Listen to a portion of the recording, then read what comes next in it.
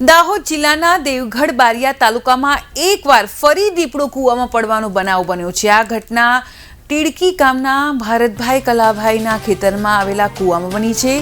જંગલો વેરાન થઈ જતા શિકારની શોધમાં દીપડો ગામ તરફ આવ્યો હોવાનું અનુમાન છે। જોકે જ્યાં દીપડો અચાનક કૂવામાં ખાબક્યો હોવાની ઘટના જોવા મળી। જોકે ગ્રામજનોએ પણ ઘટનાની જાણ વન વિભાગને કરી હતી, જેમાં આરએફઓ સહિતનો સ્ટાફ તાત્કાલિક ઘટના સ્થળે પહોંચી ગયો હતો અને આ પહેલા પણ એક સપ્તાહમાં 3 દીપડા મૃત્યુ પામ્યા હતા અને આજના બનાવમાં ફરી એકવાર દીપડો પાણી ભરેલા કૂવામાં ખાબક્યો।